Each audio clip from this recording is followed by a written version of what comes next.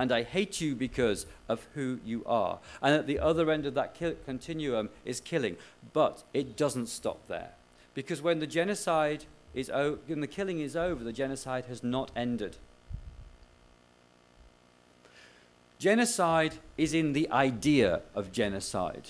It's the idea that I can remove you. It's the idea that I do not want you in my space. It's the idea that you threaten me in some way or other, that I cannot live with you, that I do not want to live with you, that you are a threat to me, or that in some way or other you oppose my idea of what my utopia should be. And so it can come from any quarter and many quarters. And it's never the same thing twice. But one thing we know is this: it never happens overnight. It's always a long process. And the intent is there from a very early stage. But it's even worse than that. You see, the Nazis, when they murdered the Jews, were not only murdering the population now, in the here and now, and killing them and their community and their families now, they were killing their ancestors too. Because when I erase you and I obfuscate everything that you are and everything that you stand for and everything that you have, wherever you've come from. That's why the destruction of synagogues and physical memorabilia and archives and family records and photographs is all part of the genocidal act, because I'm not just murdering you, I'm murdering everything you stand for. And I will erase that, and I will obfuscate that, so that it plays no part in our world anymore. The death of the Jews during the Shoah was the death of the history of the Jews and the culture of the Jews and the language of the Jews and the literature and the liturgy and the fact that they had ever existed. But it's worse than that. Because it's about the future too. The intent of killing children is to make sure that there are not descendants. The intent of killing families is to ensure that there is no future. And so genocide has long reach before and after, but it's worse than that too. Because it takes away the joy of memory and replaces it with the trauma of memory. It casts a shadow over everything that we were. Because it was intentional to do that. That memory does not survive itself. Memory does not survive. Unless it's the memory of those things which haunt us. And so the question is, what is it that we have to do in order to ensure that this does not visit us again and again and again? After the Second World War and the destruction of European Jewry, there was a hue and cry, never again, with very, very good reason. But never again did turn to yet again, and it seems to be that there is an incapacity within our world to be able to deal with that vicious hatred of the other, whoever the other might be.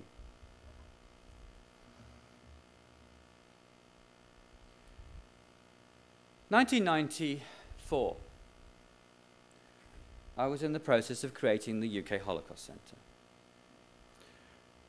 My brother James and I had been moved by what we'd found when we encountered the Holocaust and felt that there ought to be a place of memorial and education, similar to that which you've seen at the Melbourne Jewish Holocaust Centre yesterday and here today with our very good colleagues at the Sydney Jewish Museum doing really, really important work.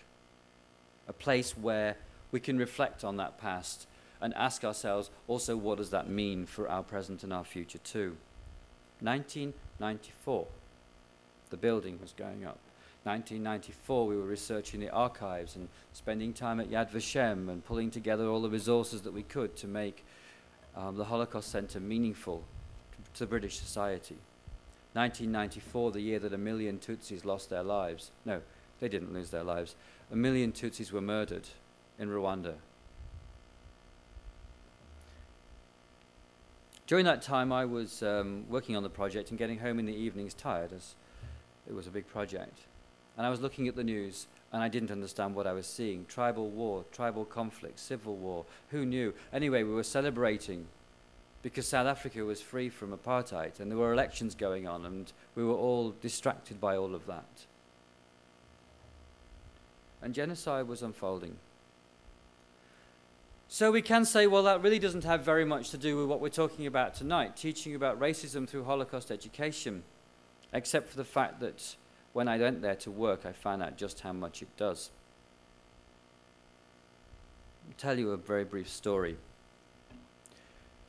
We were building the National Genocide Museum in Kigali, and in the office there were many survivors of that genocide. This time the survivors of the genocide, unlike the survivors of the Holocaust, who'd been so generous with their time and their energy and their resources in helping us to create the Holocaust Centre in the UK, who were 40 years my senior, now the survivors were 15 years my junior. An office with 35 of them working in the office, volunteers, 80 of them working in the field, aged 20 to 25 years old. So one day we had a project and we wanted to find out, we were trying to mark the sites of mass graves, because I knew from my experience working in places like the Ukraine and Belarus and Lithuania that there were many, many unmarked graves where Jews had been murdered. And those of you who've seen the work of Father Patrick Dubois will have seen the kind of work that goes on still today, trying to discover where those people are. So we thought we would try and mark some of the sites of mass execution around the city of Kigali in Rwanda. So we have a technician in the office, his name is Yves, and we're going to go mark this using GPS technology. You just go and point it at the satellite, beep it, and it can mark the spot, and you can then annotate that and say, well, this happened here.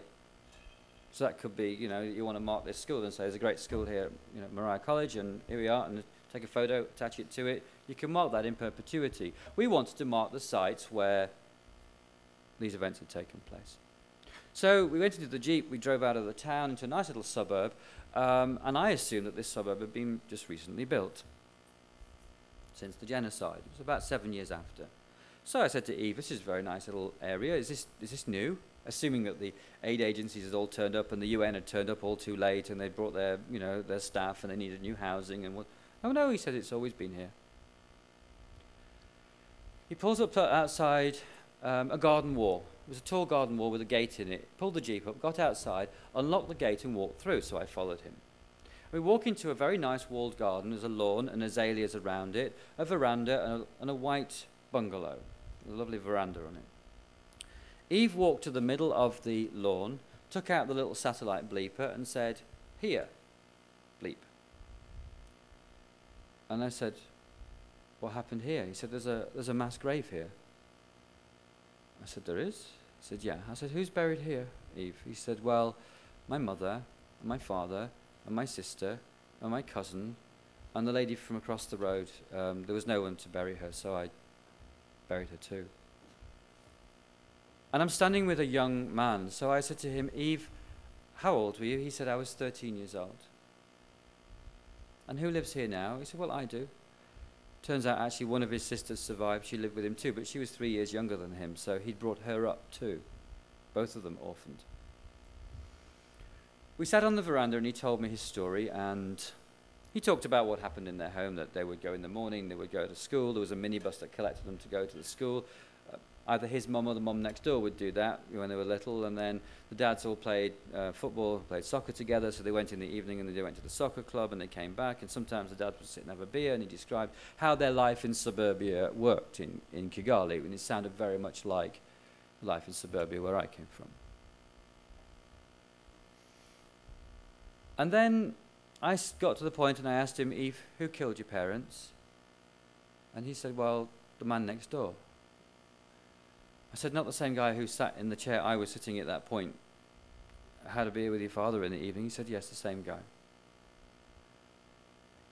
He actually threw his 8-year-old sister down the well alive.